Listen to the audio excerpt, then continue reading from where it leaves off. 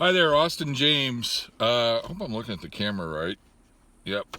A little bit different environment than you're used to seeing me in. I am actually taking a little bit of a sabbatical and traveling around some of the western states, doing some photography and writing and so forth. So I am actually in my car filming this because the winds out there are about 30 miles an hour, so there's no way I can be outside to record this. And I was actually literally driving down the road, and this topic is so strong on my heart. I literally just pulled over, grabbed my iPhone, hooked up my mic, and let's just do this. I'm gonna be quick about this, I hope. Usual disclaimer, I tend to put gender associated with a male husband, abuser, female wife, the victim. Emotional abuse is gender neutral. Guys, if you are being abused, I don't mean to minimize you at all. I encourage you to reach out. My email, contact information is down in the description. Let's just get right to this. Guys, don't for your own sake, don't think too quickly that you've arrived at any level in your healing other than, man, I've made a couple steps. There's still a huge mountain up there to climb. What I mean by that, I think it's pretty universal when we're in an abuse situation.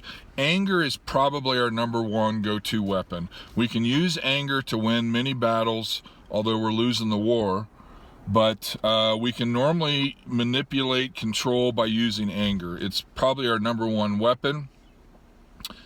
And therefore, when we wake up, at the time we wake up to who and what we are, which is an emotional abuser, that anger dissipates, which is great. And we still are working on other things that are inside us. Most of us have a narcissistic personality. Vast majority of times there's codependency there. So we're working on some other issues in our personality and behavior that need healed, but the anger has gone, and when that happens, a lot of times our mate, our wives, will respond in a positive manner because, wow, I don't have to walk around on eggshells all the time. And this is after a little bit of a healing, because initially they're like, don't trust anything. But that anger's gone, and you guys will enter into, a lot of times, a honeymoon phase. And I'm using that in the abusive parlance because abuse follows a cycle. And generally you get up to the honeymoon phase where everything's going well, and after that is the bottom's going to fall off. You're going to walk off a cliff, and there's going to be an angry, controlling outburst, and and then the cycle starts again. So that's great. Celebrate that phase, but don't make the mistake that you've reached any level of healing other than realized now who you used to be, which is a former abuser recovering. Okay? Because there are still a lot of underlying manipulation, control, hostile humor, intellectually superior, minimizing your behaviors, minimizing the thing you might have just said to your wife, that it wasn't that bad, or maybe just looking at yourself of, yeah, man, I feel better. These other things are minor things I can work on. No, those minor things are major things. And here, let's use a sports analogy. Golfers go out and hit thousands of golf balls. Basketball players shoot thousands of free throws. Name your sport, and the guys are out there that are professionals and have it down, are always out there working on the minutia, working on the basics. And because for them, it's training muscles. It's all about muscle memory for them, so that when they get in crunch time, their body reacts and responds. For us, we're doing, the muscle that we're conditioning for muscle memory is the brain. By working on that minutia, by working on the small little details that we may have deemed not that big a deal, we'll work on it as we keep, down the road. By working on those now and staying focused on those now, we are doing training the brain. We're completely severing that old abusive circuit and cauterizing it, and we're furthermore digging a deeper trench in the new positive reactions and behaviors that we have. It's critically important that you continue to focus on those minor things and do not make the mistake of thinking that they are not that big a deal. As soon as you do that, that just proves how far you still have to go in your healing, in your recovery. Okay?